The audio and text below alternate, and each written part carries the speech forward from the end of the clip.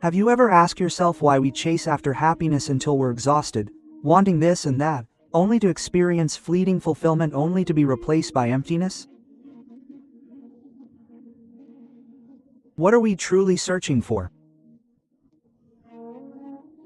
Or is what we call happiness actually poison coated in sugar, an invisible cage that traps our souls, preventing us from finding true freedom?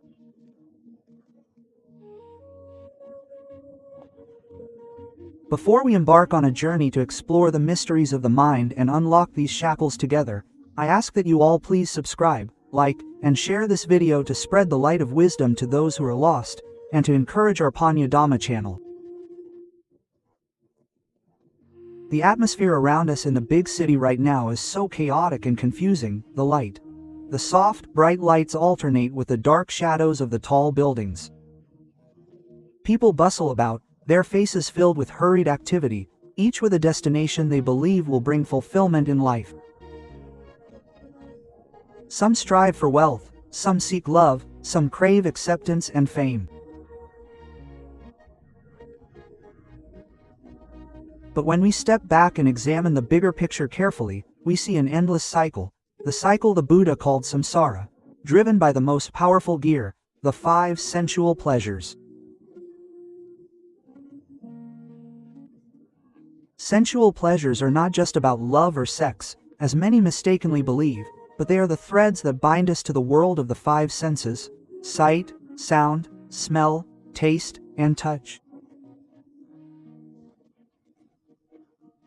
They are a subtle and insidious bondage that, it comes not through coercion, but through pleasure, satisfaction, and infatuation. Imagine a tiny butterfly that flies into the most beautiful flower garden. Each flower is fragrant and alluring, with vibrant colors that attract the eye.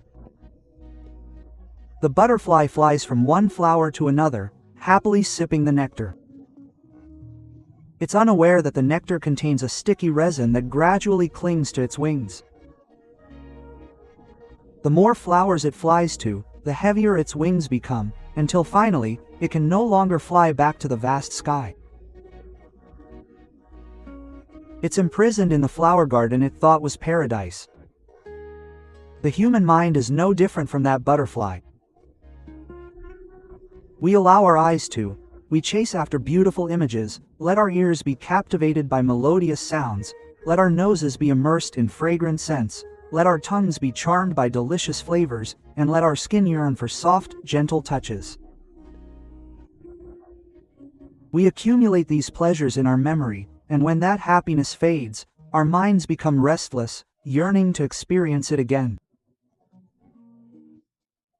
This is a very profound psychological mechanism, a dopamine cycle in the brain that compels us to chase after rewards that can never be fully satisfied. Being bound by these 5 sensual pleasures is not a repulsive sin. It is the nature of living beings still shrouded in ignorance or lack of enlightenment. We have been taught since birth to seek happiness from outside of society and the world.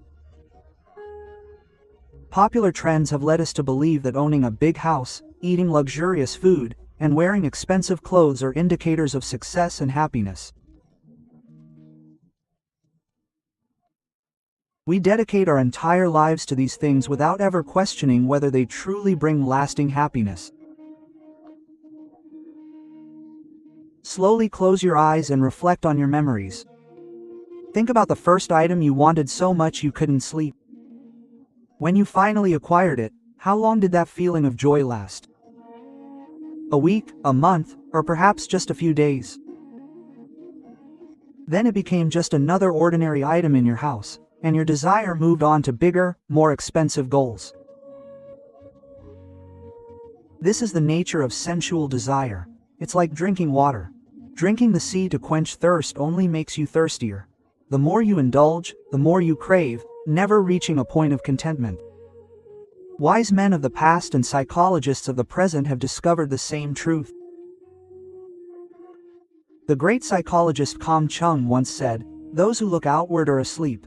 Those who look inward are awakened." Looking outward means letting the mind chase the 5 sensual pleasures, but looking inward means returning to observe the reality within our own minds. It's about observing how desire arises, how it persists, and how it subsides. This observation is the first step in unlocking this invisible cage. When we delve deeper into the origin of these feelings, we find that they begin from small things. This is called sensory contact, or the interaction between the sensory organs and external stimuli, the eyes encountering images, the ears encountering sounds. This process happens so quickly that we hardly notice it. In the moment of contact, our mind, like a skilled craftsman, begins to work. It will immediately process and shape the story, adding colors of emotions, likes, and dislikes to what we perceive. For example, imagine walking past a bakery. The fragrant aroma of freshly baked bread wafts into your nose. At first, it's just a scent, a chemical reaction floating in the air. But a fraction of a second later, your mind will draw on past memories, blending them in, remembering the sweet taste, the soft texture, the warm feeling of eating that bread. The first time, the desire builds up intensely, starting from just the scent wafting in the air. This becomes a driving force that compels your body to walk into the store and pay for it to satisfy that craving. That's how sensual pleasure works. It lures us with short-term enjoyment but hides a huge long-term trap. That trap is attachment. When we frequently experience pleasure from something, we begin to cling to it, believing it to be ours, that the pleasure is ours. And whenever that thing changes or disappears, excruciating suffering immediately takes its place. Psychologically, this is explained through the theory of habituation. Humans have the ability to adapt to changes in habits. Happiness can be very quick to find, no matter how big our new house or how luxurious our new car is. As time passes, the excitement and joy will gradually subside, returning to a balance, and we'll start looking for new things to stimulate that happiness even further. It's like running on a treadmill that never reaches the finish line. You run until you're exhausted, but you're still in the same place. Therefore, letting go of these temptations isn't about suppressing feelings or torturing yourself by denying all worldly pleasures. Buddhism doesn't teach us to escape into a dark cave and become oblivious, but rather to be aware, to be mindful, like a gatekeeper, observing when our eyes see a form, when our mind begins to interpret it as beautiful or desirable. Once we recognize this, we can. A brewing storm can easily dissipate into a gentle breeze. The greatest challenge for humanity in the digital age is that we are surrounded by 24/7 stimuli. The smartphone in your hand is the gateway to a world of images, sounds, and stories that stimulate desire without limits. Social media is designed on the principle of dopamine. Every like, every comment, every short video you scroll through continuously feeds your desires, preventing your mind from ever resting or experiencing true peace. When the mind is filled with turmoil and swayed by external stimuli, we lose a tremendous amount of life energy, leading to mental exhaustion. The way we feel every day, even without strenuous activity, stems from this very reason. A mind that constantly chases after pleasure and suppresses displeasure throughout the day becomes weary and lacks energy. Conversely, if we begin to practice observation, observing the desires that arise without jumping in and immersing ourselves in them, like someone standing on the riverbank watching the stream of thoughts and emotions flow by without jumping in to swim with them, we will begin to feel a certain coolness, a refined peace arising from emptiness, free from embellishment. It is a happiness that does not depend on material things or external people. This refined peace is not about closing our eyes and escaping the world or plugging our ears to avoid perceiving anything around us, because as long as we have breath and a physical body, the interaction between our internal senses and external stimuli is inevitable.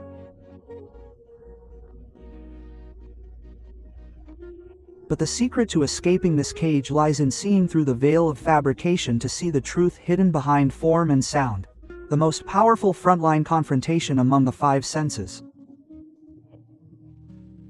Consider the sights we see. Humans are designed to respond intensely to visual imagery from the moment we wake until we fall asleep.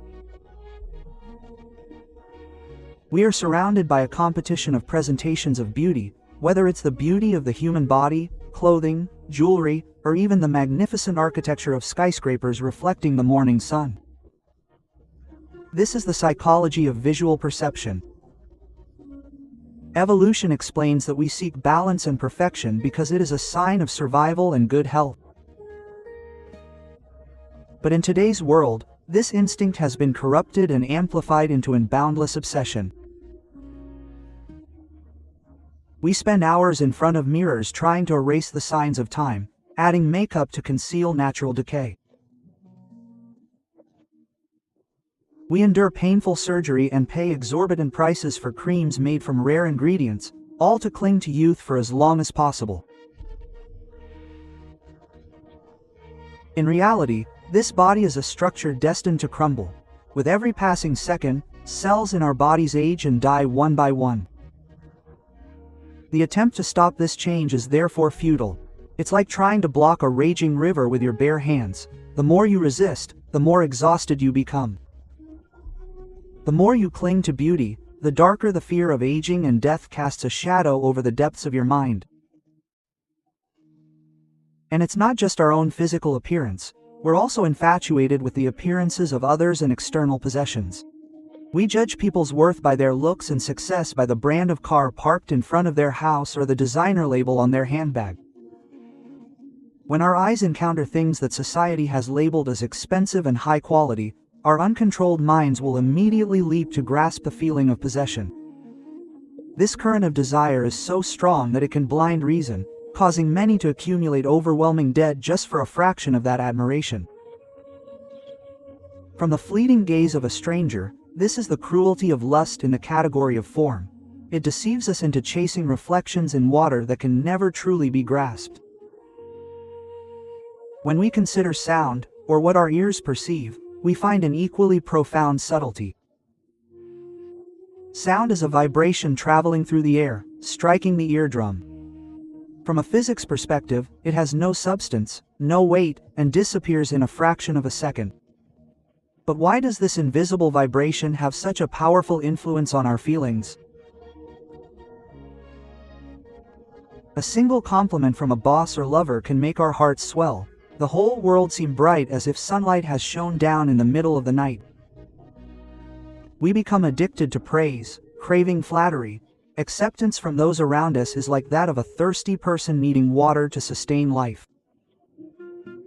Conversely, a few words of gossip, criticism, or insults can become sharp knives that cut into our feelings, leaving emotional wounds that may take years to heal. Some people dwell on those words, thinking about them over and over in their minds, crying alone in the darkness, allowing the past to haunt them repeatedly. Buddhism points out that both praise and criticism are part of the worldly realm. They arise, exist for a moment, and then fade away. No sound resonates forever. But immense suffering arises from attachment, or clinging, from binding our ego to these things. In response to the words of others, we create a mental image of ourselves, and when any sound impacts this image, we react with anger or elation. Besides human speech, we are also captivated by music and beautiful singing. We put on headphones to escape the chaos of reality, immersing ourselves in sounds that evoke emotions of sadness, loneliness, or exhilaration.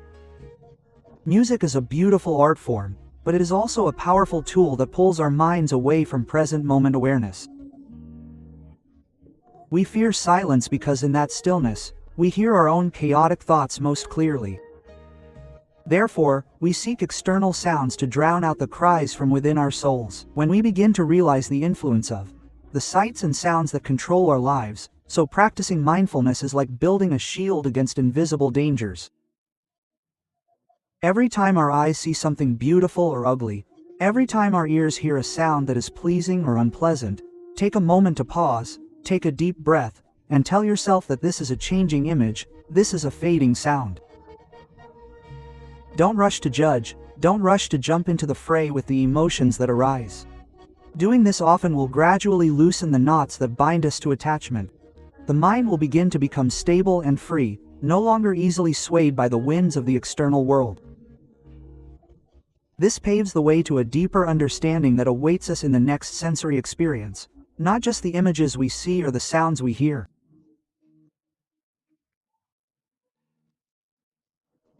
While the ears are the only organs that manipulate our lives and nourish our desires, there are three other threads working silently, deeply rooted in the primal instincts of humanity: smell, taste, and touch.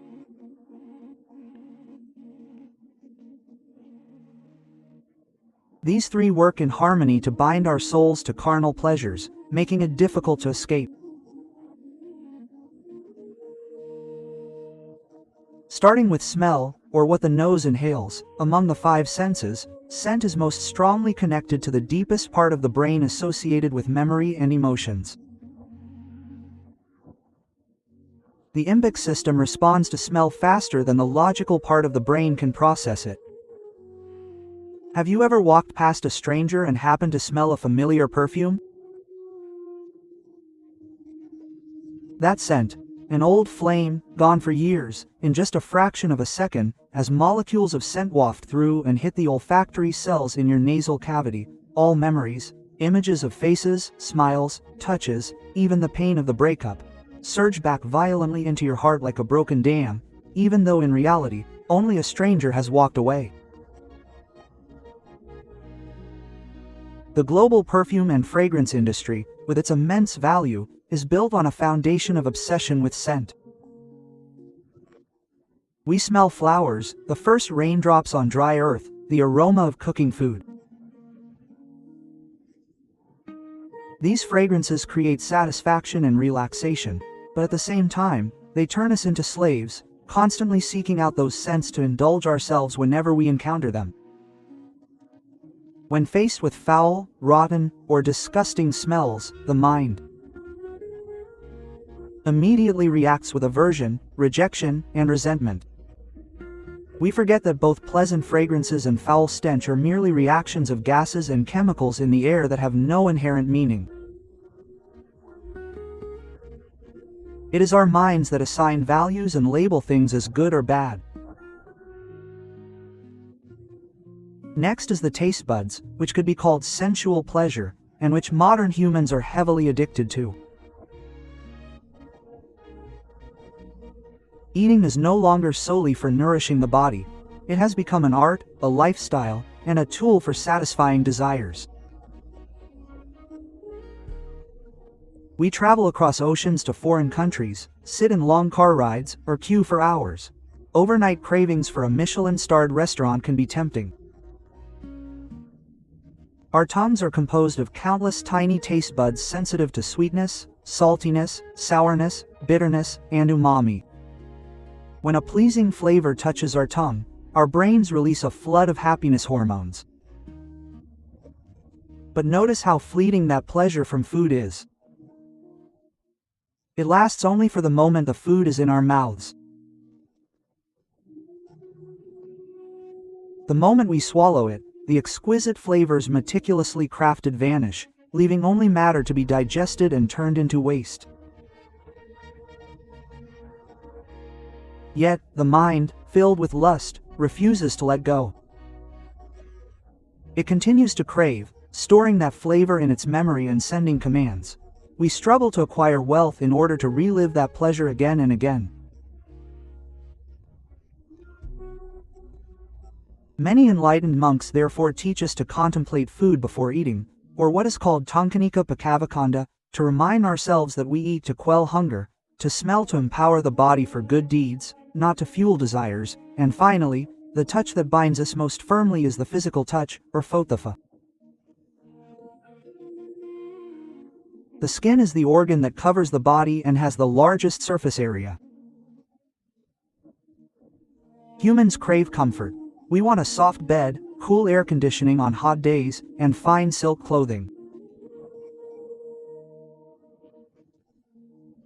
And deeper than that, we yearn for the touch of love and affection, the touch of hugs, hand-holding, and sexual desire. The most basic instinct for procreation, and the obsession with physical touch, are the source of intense attachment. We mistakenly believe this body is ours, that the body of the one we love is ours. When our body is touched painfully, or when it faces illness and aging, we suffer terribly. This attachment to touch creates the strongest cage, because it is a cage built from our own flesh and blood. We are deceived by lust into believing that the warmth of someone's embrace or a fleeting sexual pleasure can fill the black hole of emptiness in our hearts.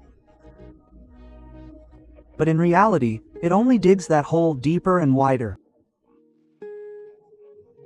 When the five senses, sight, sound, smell, taste, and touch, are combined, they form a perfect matrix of illusion.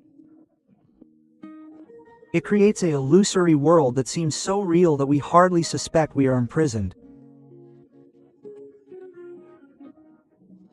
Every sensory contact is a poisoned lure. If we swallow it without mindfulness or discernment, the poison of attachment seeps into our bloodstream, creating a never-ending cycle of birth, aging, sickness, and death.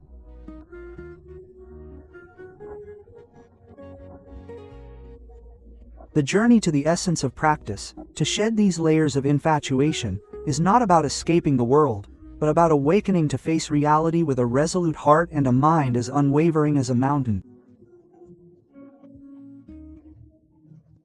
Once we can see beyond the facade of sight, sound, smell, taste, and touch, a startling truth will emerge.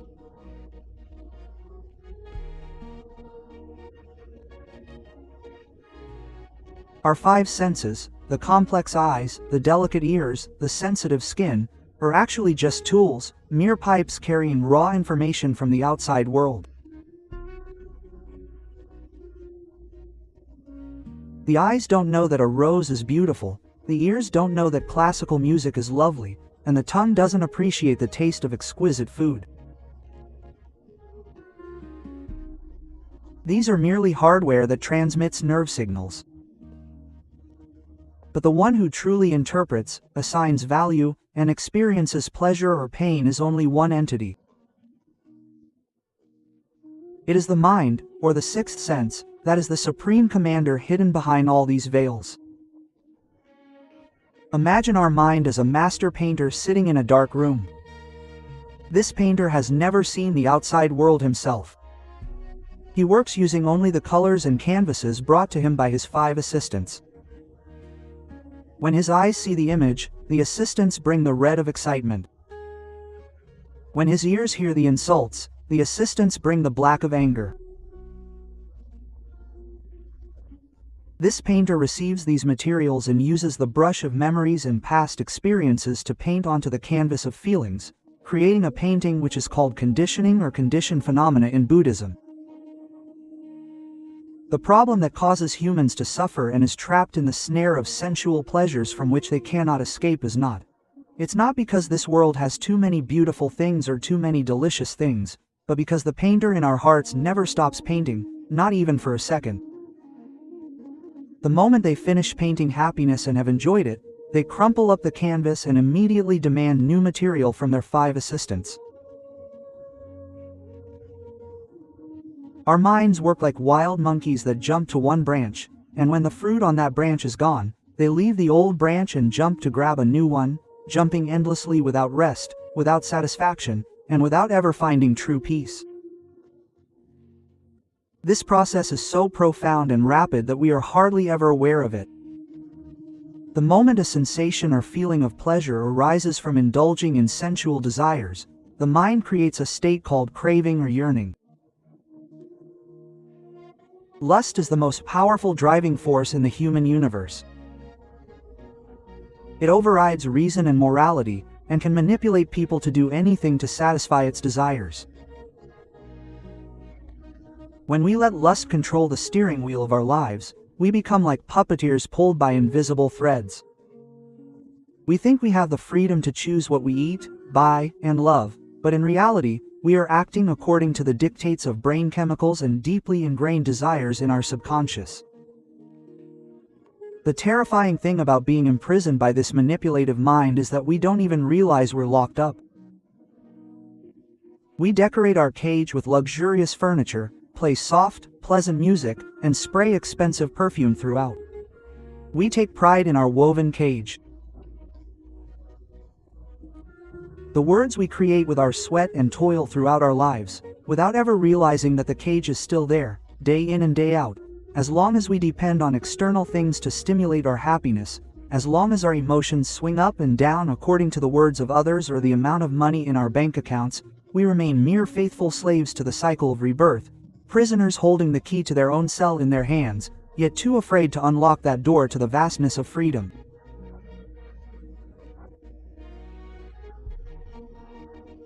The key to unlocking this cell of infatuation is not prayer or supplication to a sacred being, nor is it physical torture to extinguish desires as ancient monks mistakenly believed, but that key is a simple yet powerful weapon that is readily available.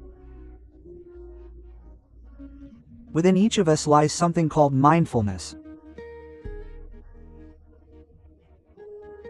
Mindfulness isn't an intangible religious principle. It's a high-level psychological skill, a mechanism of the prefrontal cortex that functions to recognize, observe, and control behavior. A psychiatrist and concentration camp survivor once made a golden statement, incredibly relevant to Buddhist principles: between stimulus and response, there's a space. Within that space is our power and freedom to choose how to respond.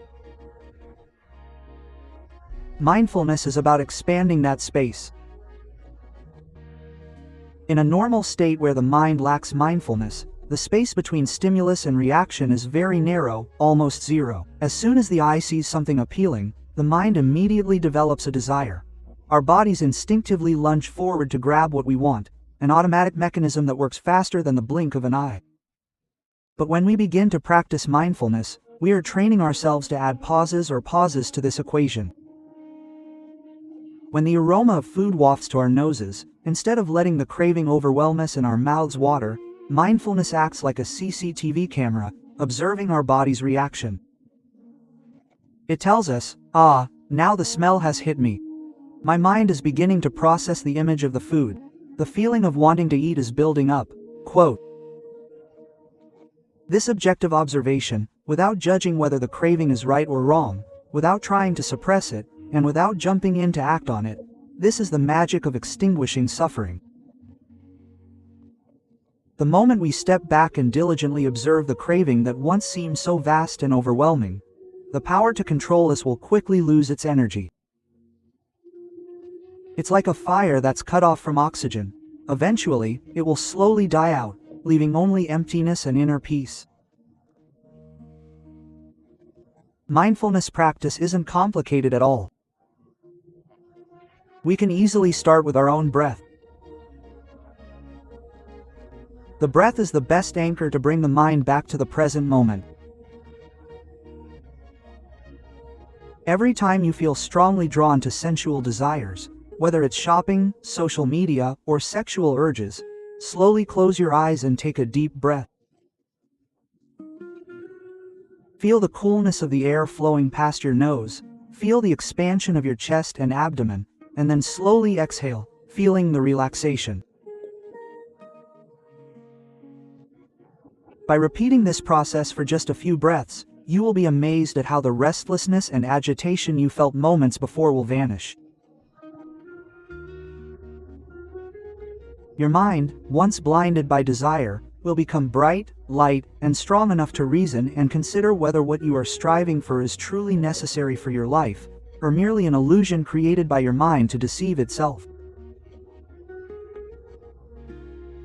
As you practice mindfulness more often until it becomes a habit, the sword of mindfulness will become sharp, cutting through the threads of attachment and severing the cycle of fabrication early on. You will still see the beauty of this world and hear the beautiful music as before, but what will be different is that you will no longer be a slave to it.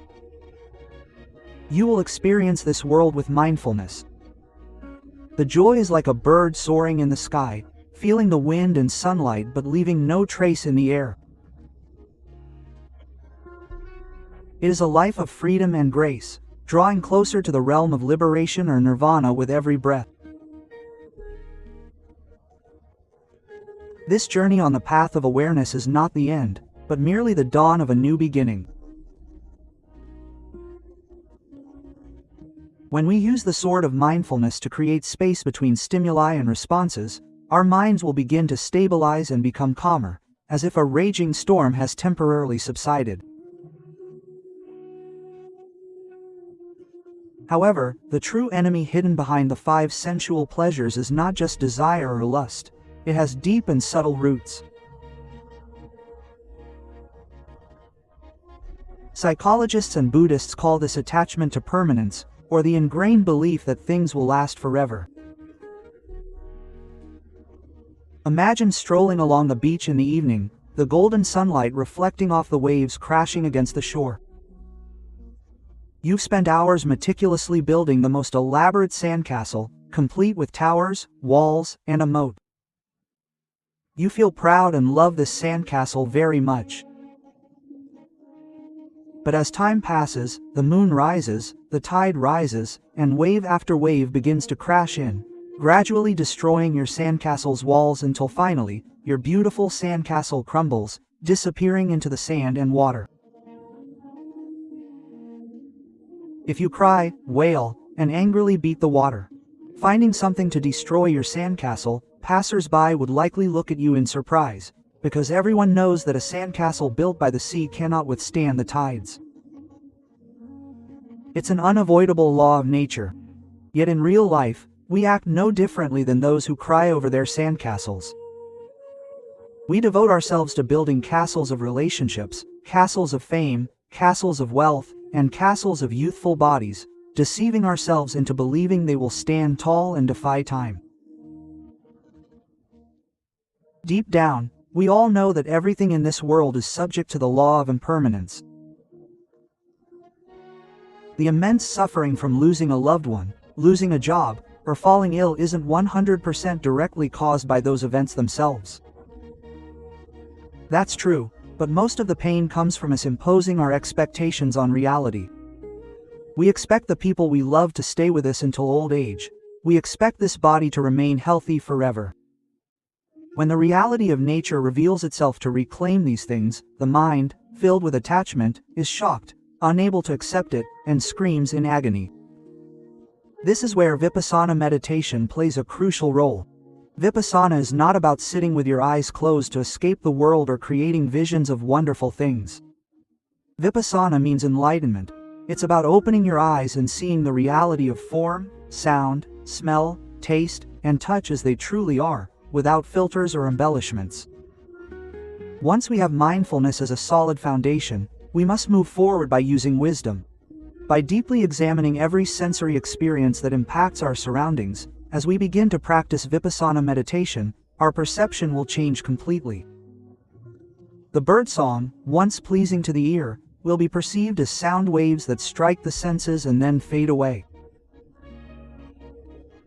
The sweetness of morning coffee, which once invigorates us, will be perceived as a temporary chemical reaction on the tongue that quickly disappears. We will begin to see that no sensual pleasure is enduring enough for us to cling to as a source of spiritual support. Everything is like a flowing river that comes and goes. Trying to hold on to the water will only lead to a loss of energy and emptiness. In scientific terms, this is the second law of thermodynamics, or T. Entropy explains a state called entropy, which states that everything in the universe is inevitably moving towards disorder and decay. The stars in the sky are burning themselves up and awaiting their demise. The cells in our bodies are regressing and deteriorating every second. When we combine this scientific truth with Buddhist principles, we discover the amazing truth that the Buddha discovered this universal law more than 2,500 years ago. Awareness of impermanence doesn't make us pessimistic, depressed, or hopeless. Rather, it's a key that liberates us from our deepest fears. When we wholeheartedly accept that everything must change, in the face of change and decay, we will begin to live in the present moment almost 100%. We will hug our loved ones tighter, knowing that the time we have together is limited. We will savor the food in front of us with appreciation, without thinking about the next meal. We will perform our work to the best of our ability, without being attached to the results or whether or not people will appreciate it. The eyes of Vipassana will transform our entire world into a teacher. Every pain of separation, every disappointment of not getting what we desire, will become a whispered reminder from nature that, see, nothing truly belongs to us. Quote, and when the mind becomes accustomed to letting go, accepting the arising and passing away of the 5 sensual pleasures without interfering or clinging to them, other heavy burdens that have weighed down the chest will gradually fade away. The traces of suffering that have oppressed the soul will lessen, paving the way for pure joy to shine forth. And when we begin to see the truth of impermanence, the true spiritual shedding process will begin. I must be honest, it's not a beautiful, romantic, or rosé-petaled process as idealized movies or philosophical books often portray. On the contrary, it's a time when the mind faces excruciating agony, similar to a patient going through drug withdrawal, or what the medical field calls withdrawal symptoms.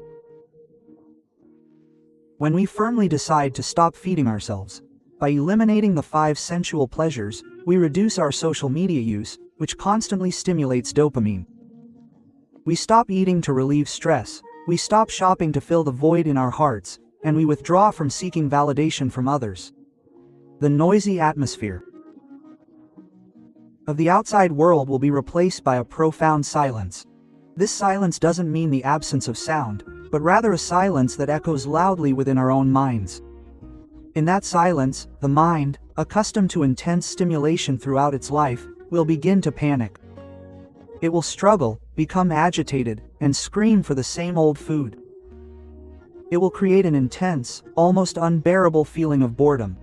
This boredom is the first barrier that prevents most people from giving up. Defeated and turning back to sensual pleasures, we can't bear to sit idly by with nothing to see, nothing to hear, nothing to eat. We feel like life is worthless, meaningless, and terrifyingly empty. This emptiness, or the voice, is a very interesting psychological state. News reports say that humans will do anything, no matter how absurd, to avoid confronting their own inner selves. We create hectic schedules, answering phone calls all day, socializing nightly to mask our fear of being alone with our own thoughts. Because when we're alone, the sediment of emotions, sadness, anger, guilt, that we've tried to suppress by indulging in sensual pleasures, it will begin to float to the surface of the water of consciousness. Imagine a pond with mud at the bottom. As long as we constantly stir the water with a stick, it will become cloudy, and we won't be able to see what's at the bottom. Chasing sensual pleasures is like stirring the water to prevent it from settling. But when we stop stirring, stop seeking external sensations, the muddy water will gradually calm down and become clear, allowing us to clearly see the mud and debris hidden at the bottom. This is the most painful moment because we inevitably confront our emotional wounds, past traumas, and the darkness within ourselves. The mind's desires will use every defense mechanism to lure us back to stirring the water again. It will whisper in our ear, "Go eat something delicious instead of sitting here. Why torture yourself? Watch an episode of a TV series to relieve stress." It will create doubts about the path you're on, and generate countless excuses to distract you from mindfulness. This is the greatest test for practitioners. It's an unseen internal war that impacts the spirit most severely. The key to overcoming this detoxification period is not to run away and not to fight. When boredom attacks, simply observe it. Acknowledge the discomfort in your body, acknowledge the turmoil in your mind. Don't try to suppress it, don't try to find something to do to relieve the boredom. Just watch it passively, like watching a storm raging outside your window. Your role is simply to be a safe observer within yourself. Before long, that storm of anxiety will weaken and dissipate on its own, according to the law of impermanence. When we can endure the spiritual withdrawal more often and for longer periods, a miracle will occur. The once murky pond will become crystal clear, and the emptiness that was once terrifying and oppressive will transform into an incomparably light and comfortable feeling. We will begin to discover that within the profound silence we have been running from our entire lives, there is actually a happiness more refined, deep, and lasting than the fleeting pleasures of the five senses combined. It is the happiness of freedom, a happiness that does not depend on anything, that does not ask from anyone, a happiness arising from the serene coolness of a mind truly liberated from bondage. The tranquility that arises from a steadfast mind and overcoming spiritual withdrawal is like an oasis in a scorching desert.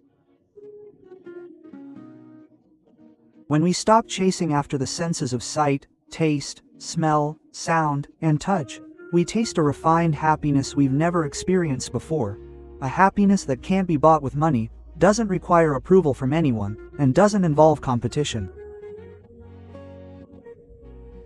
However, nature often hides the most subtle tests on this path to enlightenment in what seems like the safest places.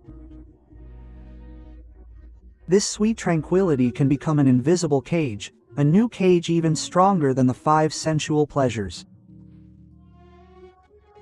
In psychology and meditation, we call this state attachment to goodness or clinging to emptiness. When the mind experiences profound peace, our ego, or self, which was once addicted to chaos, transforms.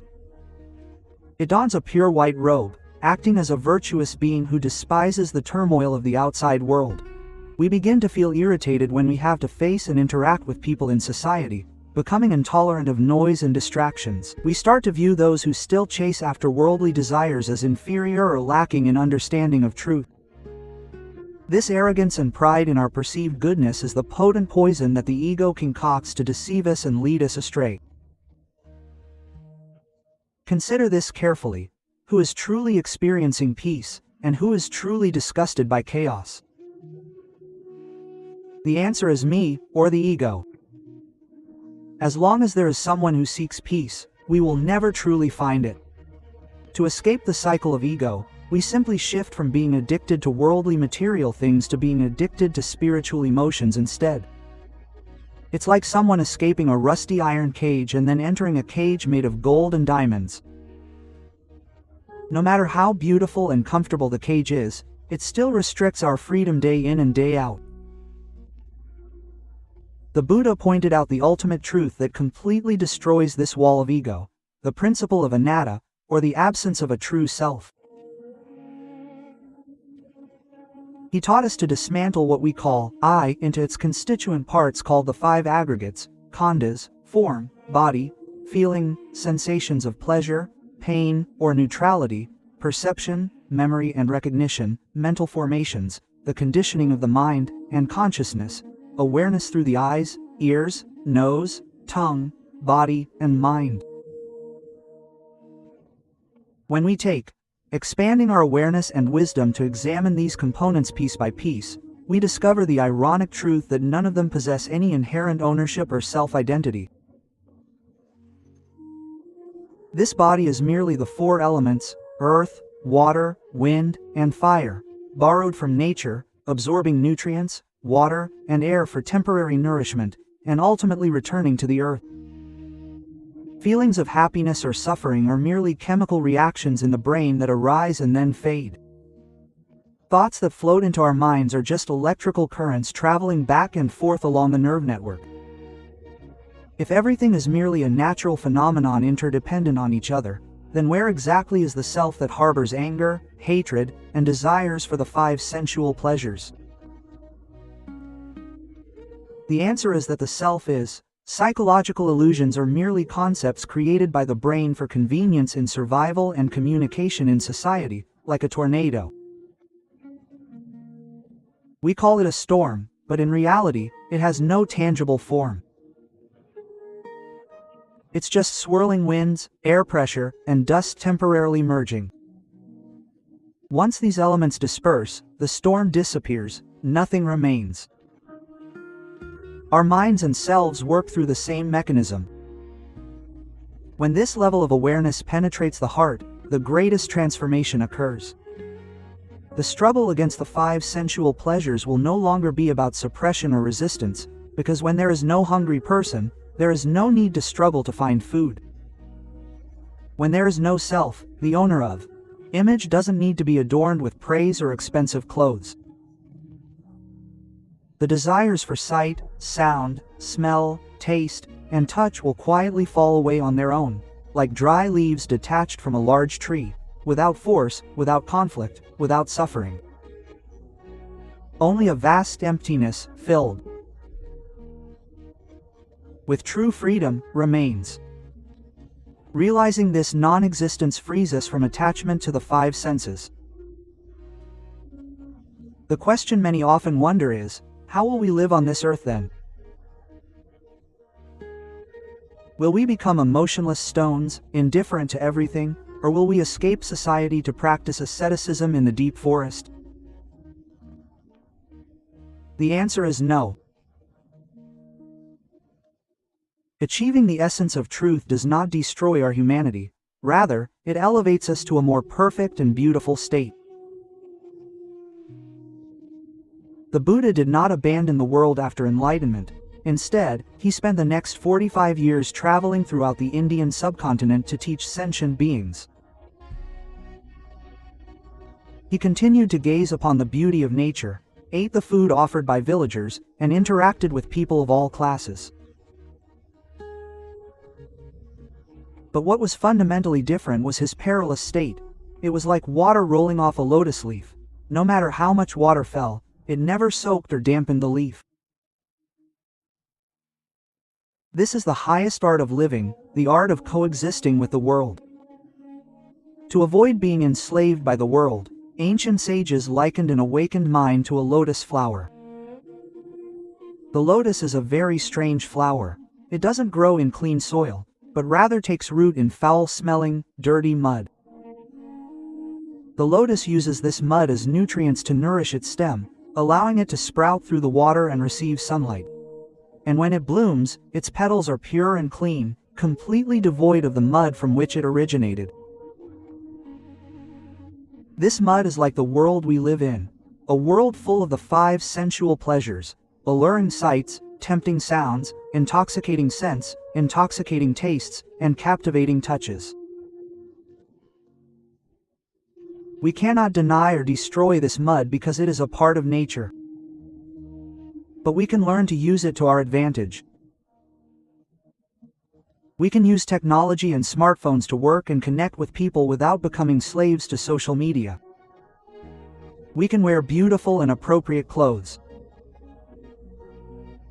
without tying our self-worth to price tags.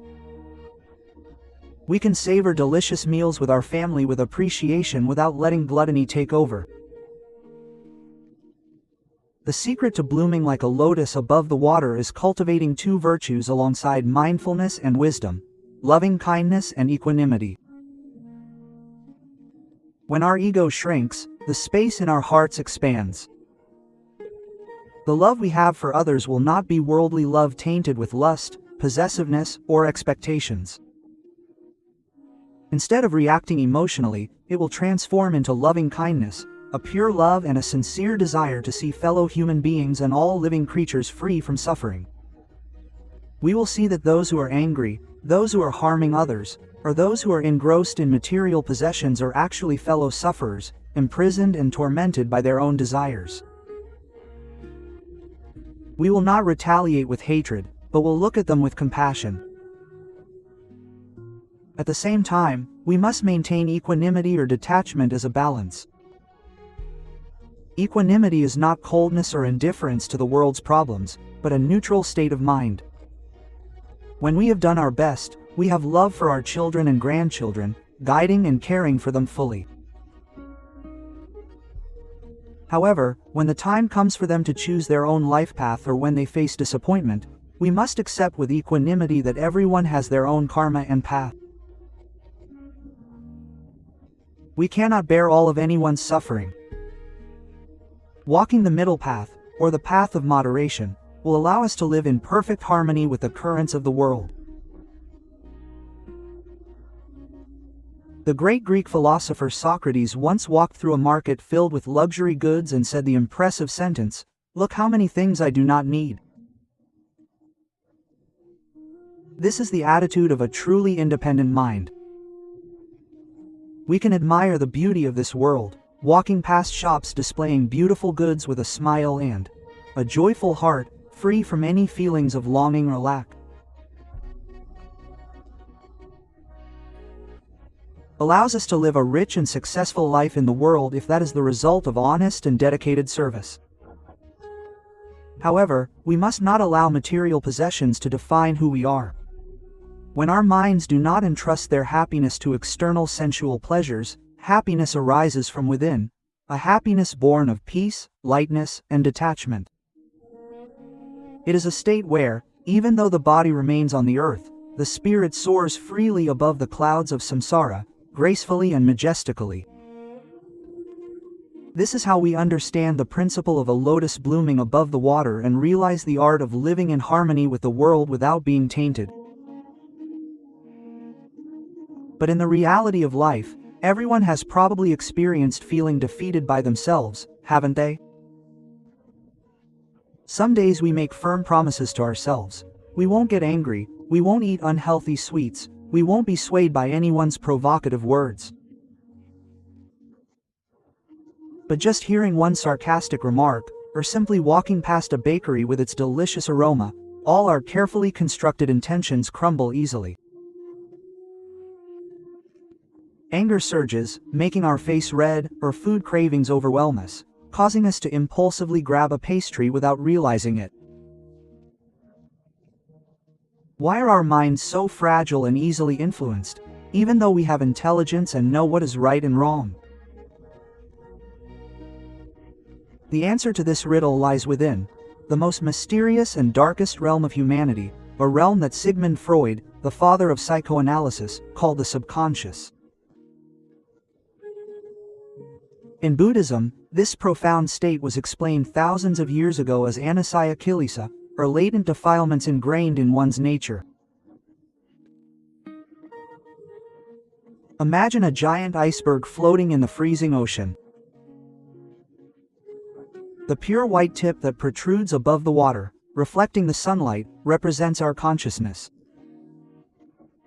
It's the part that we perceive, the reasoning, the logic, the good intentions we have each day. But that's only 10% of the entire iceberg. The remaining 90% is a massive chunk of ice submerged beneath the dark and icy surface. It hides silently, yet it is the crucial factor that determines the direction the entire iceberg drifts with the ocean currents. Is the subconscious mind. It's the largest storage facility in the universe, recording every experience, every pain, every fear, and every desire from the moment we open our eyes. Or, viewed from the perspective of the cycle of rebirth, it's the repository of karmic traces from countless past lives. When we repeatedly indulge in sensual pleasures, whether it's the joy of touch or the pain of hurtful words, those experiences don't disappear. They settle at the bottom of the subconscious, becoming latent tendencies waiting to erupt. These latent desires work like time bombs, ready to explode. It's ignited the moment an external sensory experience hits you. Have you ever wondered why some people have an intense fear of loud noises even though the sound isn't dangerous, or why we feel an immediate dislike for some strangers even before speaking to them? It's because the appearance, sound, or smell of these things triggers memories in the subconscious that are connected to past traumas. The subconscious then sends out warning signals in the form of intense and irrational emotions to protect us from the pain it remembers. When latent desires are awakened, they send out a powerful surge of energy that penetrates the surface and overwhelms our conscious mind in a split second. Intense craving, uncontrollable anger, or sadness. The deepest aspects of our minds are all products of latent tendencies. In this state, logic and reason are shut down. The prefrontal cortex, responsible for analytical thinking, surrenders to the limbic system, which controls emotions and primal instincts. We become slaves to sensual pleasures repeatedly, not because we are foolish, but because we are fighting against programs that have been deeply ingrained for countless lifetimes. Another great psychologist, Zhang Jung, called this dark part of the mind the shadow. He believed that every human being has a hidden shadow, the dark side, the side we deny, the side we consider ugly or sinful. Society teaches us to suppress these shadows, lock them away in the basement of our minds, and then wear a mask of goodness to live our lives. The deeper we suppress it, the more powerful its shadow becomes, and it will find ways to manifest itself through dreams, slips of the tongue, or uncontrollable addictive behaviors of sensual pleasure, to release the pent-up tension within. The journey to relinquish the 5 sensual pleasures and attain liberation cannot be achieved through mere brute force or superficial suppression of desires, because that is merely cutting the grass on the surface. Its rotten roots remain deeply entrenched in the subconscious, waiting to receive water and sunlight to regrow. To uproot this weed of desire, we need profound mindfulness, or a mindfulness of the highest degree, a mindfulness that acts like a powerful spotlight, illuminating the dark surface and reaching the very bottom. When we begin practicing meditation and consistently being mindful of our emotions in daily life, we begin to observe the workings of these latent tendencies. We see the moment anger arises from emptiness, and the small ripples of desire ignited by fading memories. The moment the light of mindfulness shines on the shadow of desire, that shadow loses its power because, by nature, a shadow cannot endure when faced with light. Observing these arising tendencies without directing, judging, suppressing, or succumbing to them is true subconscious purification. Every time we are mindful of a desire and choose not to respond to it, we are cutting off the supply that nourishes these latent tendencies. As desires gradually subside, the nerve pathways in the brain that once connected sensory experiences to repetitive responses begin to relax and atrophy, according to the principle of brain resilience. We are reprogramming our own spirit, a program not driven by primal sensual instincts, but by awareness and freedom. Exploring this subterranean chamber of the mind requires immense courage, for we will see the ugliness and horror of the ego, selfishness, jealousy, and hidden weaknesses. But remember, these are not us, they are merely fossilized remnants of past experiences.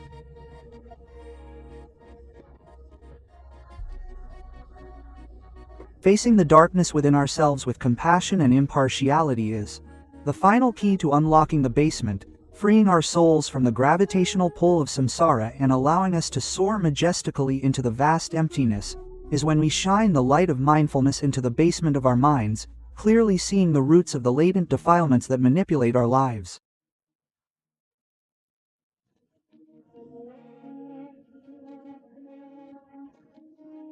Many may think that simply being aware is enough to make all suffering disappear as if by magic, but in the reality of the practice, the process of letting go or relinquishing the 5 sensual pleasures does not happen easily and gently like releasing a balloon.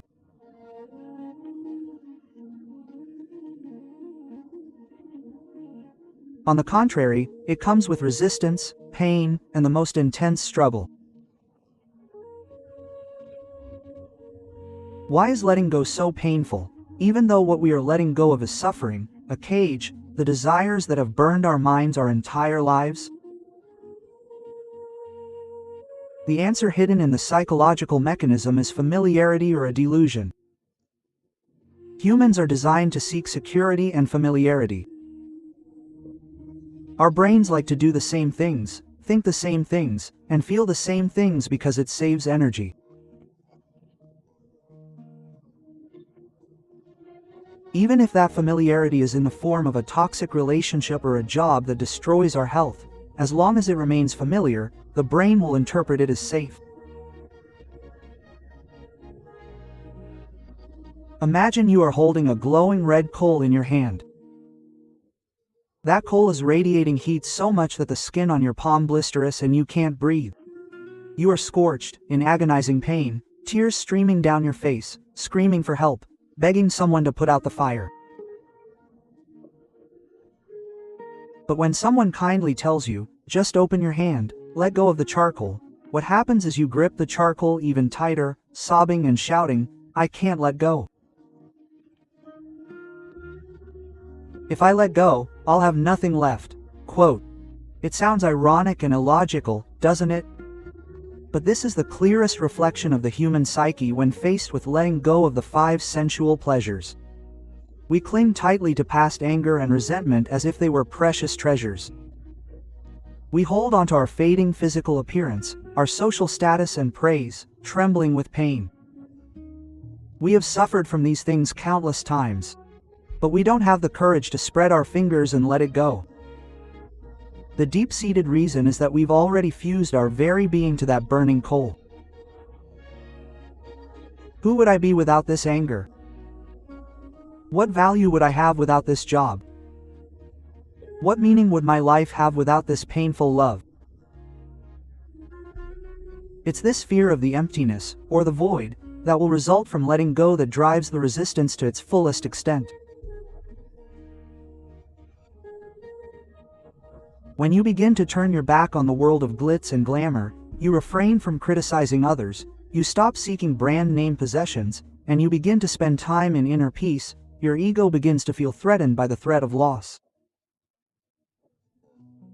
It starts to create a process of resistance. The most subtle form of this feeling will make you feel intensely lonely, alienated from the society around you. It will whisper in your ear, "Look, everyone else is so happy. Only you are torturing yourself like this. Go back to your old life." Quote. This friction can even manifest physically.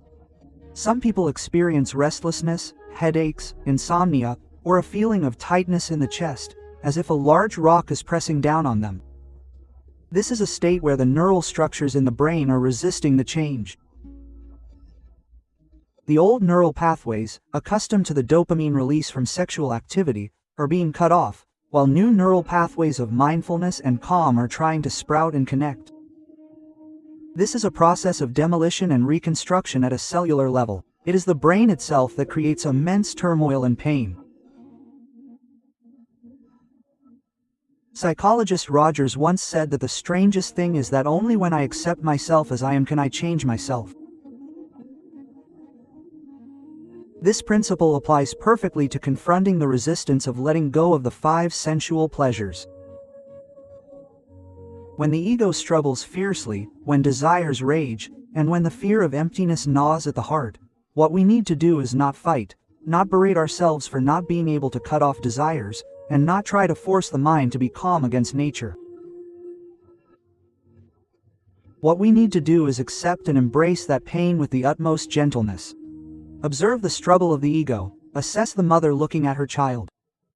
While the hand is crying and whining because it's been thwarted, we simply watch its distress with compassion, acknowledging the pain in the palm from gripping the hot object, and the fear of having to open it. We allow those feelings to fully express themselves, with mindfulness providing a safe distance. And at a certain point, when the mind is weary from the tight grip, when wisdom flashes, clearly showing that attachment brings more suffering than the fear of losing the hand that has been clenched all its life, the hand will naturally loosen. The hot object that has burned us for so long will fall to the ground, the pain will fade, and the emptiness we once feared so much will be filled by the breeze. The chilling moment of true letting go isn't accompanied by the ringing of bells or golden light descending from the heavens. It's simply a feeling of lightness, a profound silence, and a faint smile that appears on the face, along with the realization that, in truth, we don't need those things to be happy. It's the quietest yet greatest victory, because it's a victory over ourselves, a victory that paves the way to eternal freedom, or what the Buddha called nirvana. The feeling of lightness after we dare to open our hands and let go of the burning coals of attachment is a beautiful and profound state. However, it often leads us to challenging questions. At the very end of this journey, the question is, if we desire nothing, if we have no cravings, no desires for possessions or status, what purpose would we have in living? Wouldn't we become soulless pieces of wood or lifeless stones? This is the greatest and most classic misunderstanding of humanity. We have been molded from birth by society and the capitalist system to believe that desire or ambition is the only fuel in the universe that drives human life forward. We believe that without the desire for a new car, we wouldn't have the energy to wake up and go to work.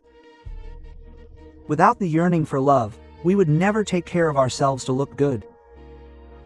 We have tied progress to the 5 sensual pleasures, inseparable from them, to the point where we forget the nature of things. It has given us another kind of fuel, more powerful, cleaner, and one that never burns our minds, that is called chanda. Chanda is the love, satisfaction, and willingness to do things with a pure heart. It is completely different from tanha, craving.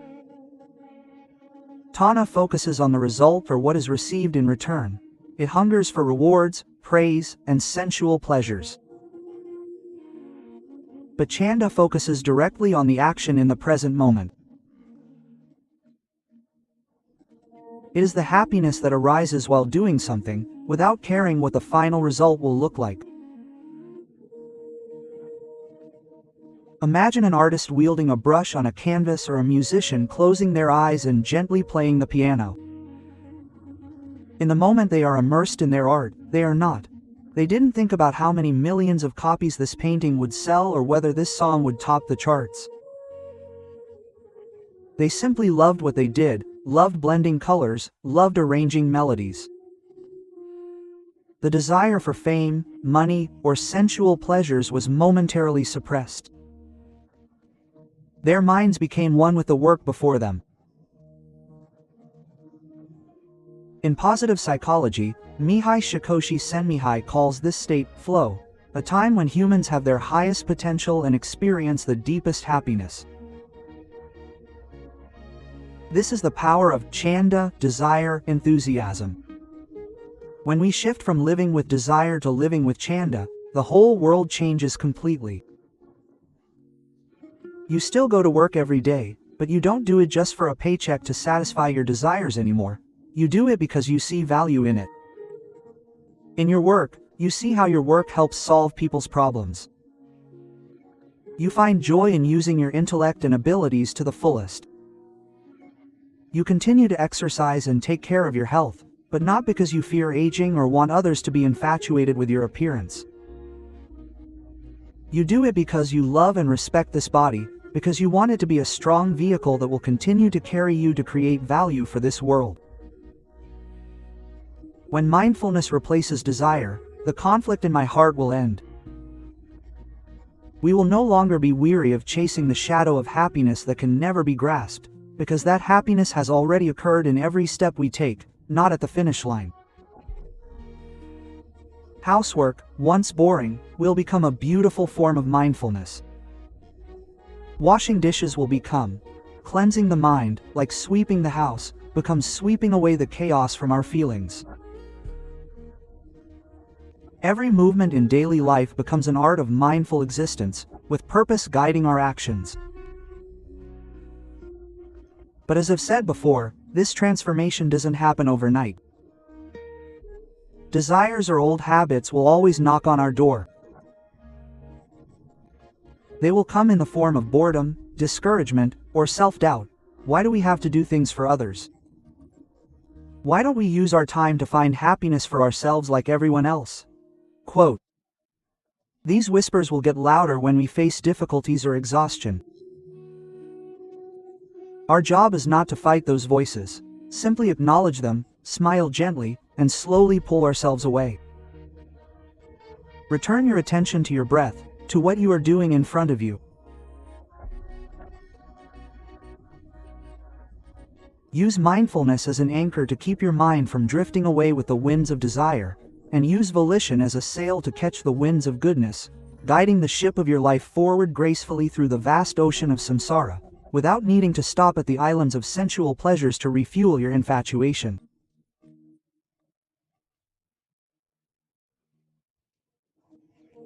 Once you realize the power of volition that drives your life so beautifully, continue on the path of purifying your spirit from the 5 sensual pleasures, bringing back the mind that once wavered and soared in search of external happiness, to become steadfast and unified with your body in the present moment.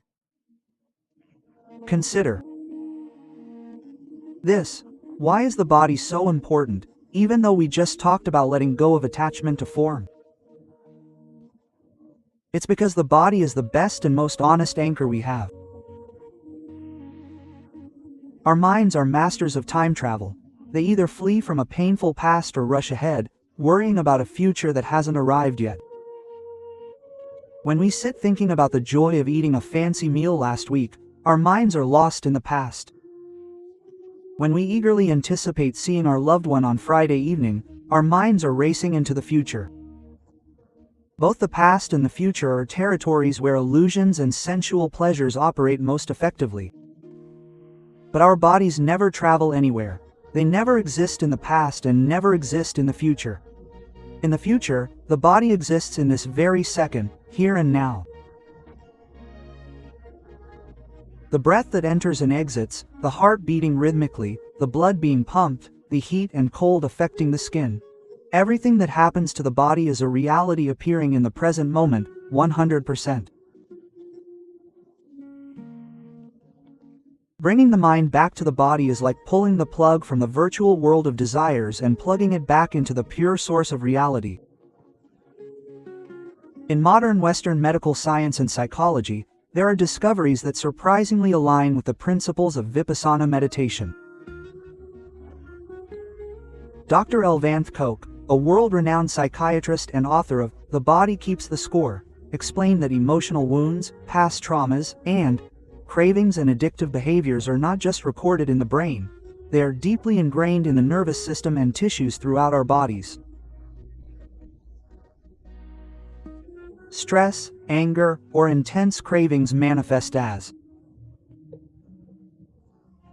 muscle tension, abdominal pain, or irregular heartbeat. Therefore, to eradicate the latent defilements that nourish the 5 sensual pleasures, we cannot simply use logic or reasoning to refute them. We must work with physical sensations, or what Buddhism calls vedana.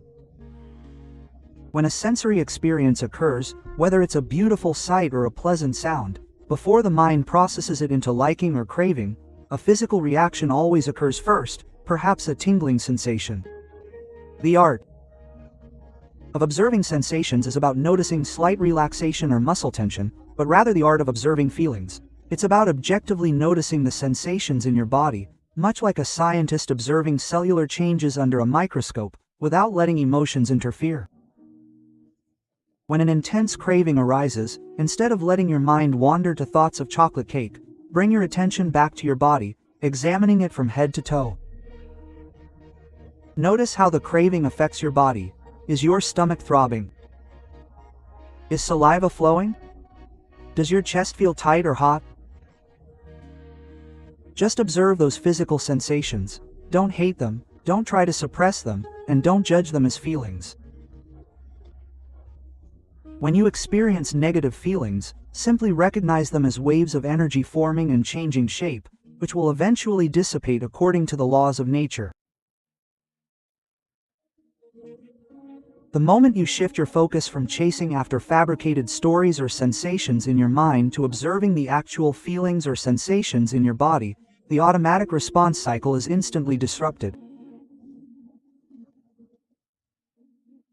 The intense, swirling energy of desire is transformed into a gentle breeze passing over the skin. Consistently practicing mindfulness of the body, Kayanupassana, creates the most powerful shield for your spirit. You will be alert and acutely aware of your emotions from the deepest levels. In microseconds, the susceptibility to external temptations diminishes significantly because the mind, fused with the body, becomes solid, stable, and serene, like a solid rock mountain unmoved by storms or strong winds from any direction. Living in this complete state of the present moment is the taste of freedom that the 5 sensual pleasures cannot compare to.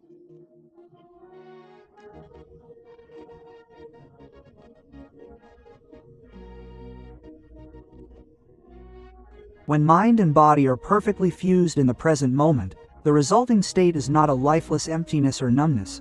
On the contrary, it is the radiant light of heightened wisdom, an Ultra HD clarity that allows us to see the entire structure of the illusory world we've been so engrossed in. Our unwavering focus on the present moment acts like a magnifying glass, concentrating sunlight into a single point, generating heat energy capable of scorching the deepest hidden fuel in the cycle of rebirth, that which is called avidya, or ignorance of true reality.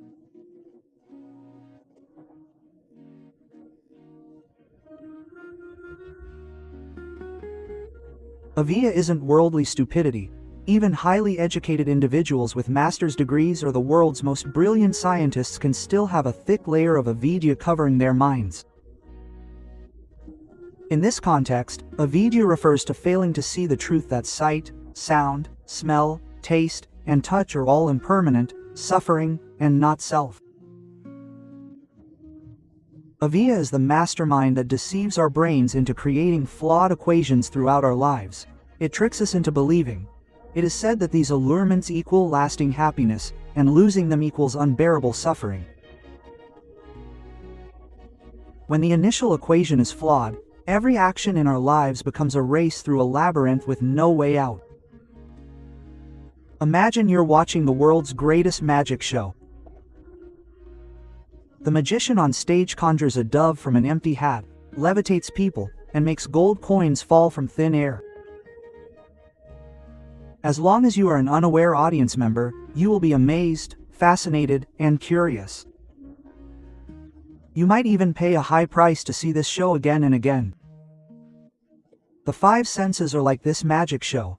They attract us with their captivating colors, tastes, and sensations, drawing us in. We are infatuated and willing to pay a lifetime for the pleasure of desire.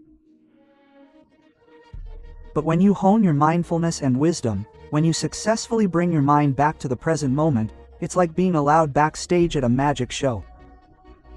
You'll see the wires hidden in the darkness, the secret compartments under the table, and the pigeons concealed in sleeves. The moment you realize the illusion, the old infatuation vanishes in an instant. You will never be fooled by that magician again. Not because you hate magic, but because wisdom has destroyed all delusion. This is the mechanism of wisdom-based liberation, or liberation through wisdom, when the mind is mindful enough to see the arising and ceasing of the desire to see that beautiful smile. In reality, everything is composed of skin and bones. A lavish meal ultimately becomes waste. Praise is merely sound waves vibrating in the air. When the mind repeatedly perceives these truths without embellishment, the ignorance that has gnawed at the heart is eroded. The brain updates its software, discarding erroneous equations and replacing them with equations of truth. In cognitive psychology, there's a concept called cognitive diffusion, which explains this state very well. Normally, humans tend to fuse themselves with their thoughts and feelings. When we yearn for love, we think, I am lonely, I need someone. Otherwise, I'll die. But when enlightenment arises, we step back and see that thought as just one event in our mind. We only realize, right now my brain is creating a set of thoughts about loneliness. The moment this distance is created, the destructive power of longing is immediately released. When ignorance is destroyed, the chains of dependent origination, or the cycle of birth and death in the mind, are severed. When there is no ignorance, there is no fabrication. When there is no fabrication, there is no craving. When there is no craving, there is no attachment or clinging. The moment the last chain breaks, the mind experiences a vast, boundless state, a light that does not come from external light, but from within. A ray of enlightened wisdom illuminates every atom of the soul. The fear of death, the fear of separation, and the fear of losing oneself vanish like mist dissolved by the morning sun, for the mind has realized that the self we have so diligently protected never truly existed in the first place.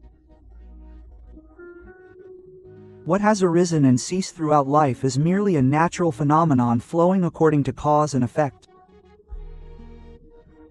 This collapse of the ego at this level of intuitive wisdom is not a tragedy, but a celebration of the greatest freedom of all living beings, an awakening from a long slumber, a renewed awakening to see the world with truly pure and unblemished eyes.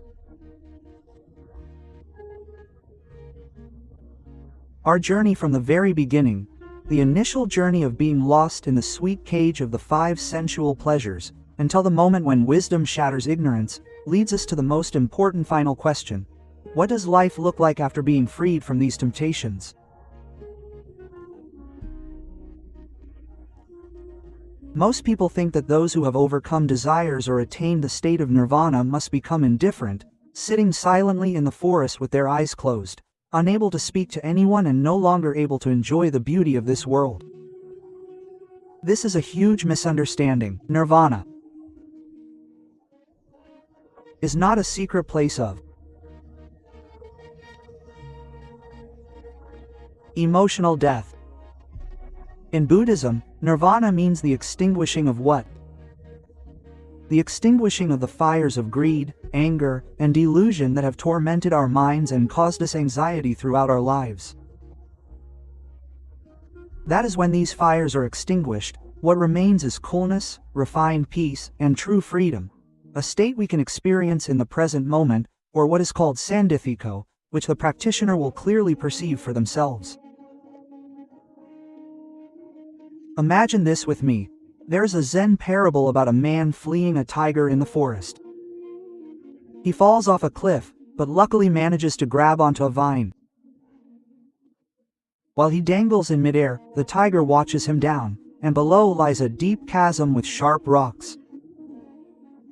Worse still, white and black rats are alternately gnawing at the vine he is holding, breaking it little by little. The white and black rats are like day and night, consuming our lives moment by moment. In that life or death moment, this man spotted small, bright red, perfectly ripe wild strawberries. Sprouting from a crevice in the rocks nearby, he reached out, picked one, and slowly chewed, savoring the sweet and sour flavors that spread across his tongue. He closed his eyes and exclaimed, "These are truly the most delicious strawberries I've ever eaten in my life." This story is the most beautiful conclusion to living beyond the illusion of the world. The man didn't deny the death that was coming.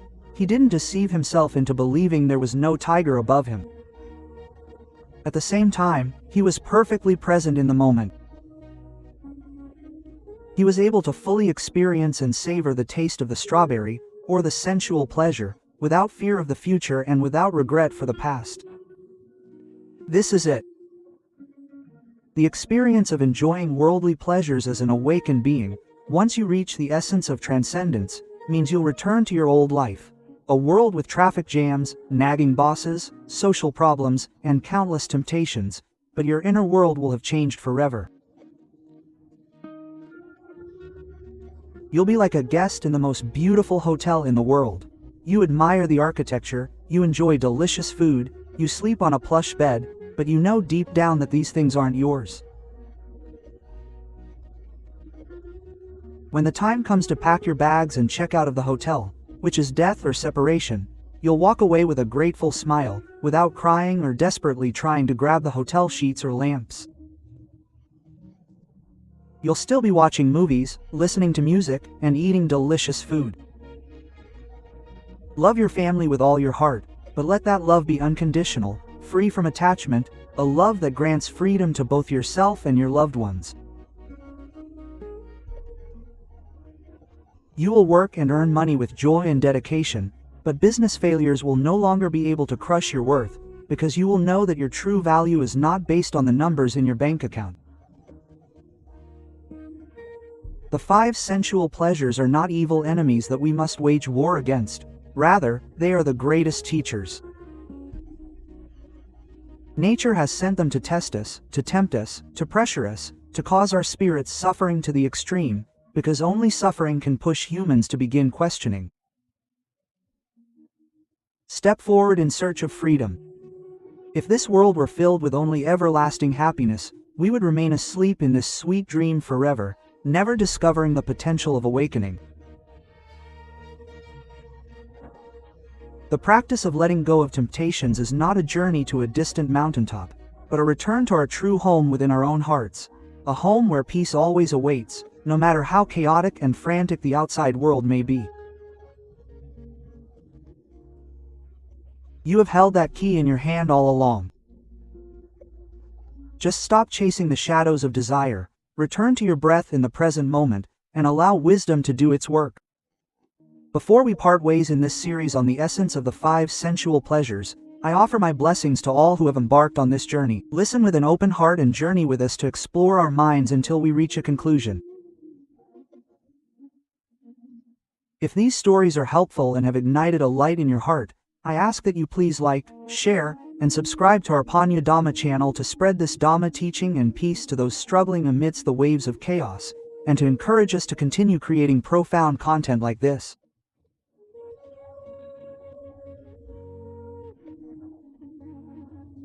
Always remember, the greatest freedom does not come from having everything you desire, but from not needing to desire anything to be happy. May you all find peace in your hearts and live a joyful life, like a lotus blooming beautifully above the water, every day. Goodbye for today.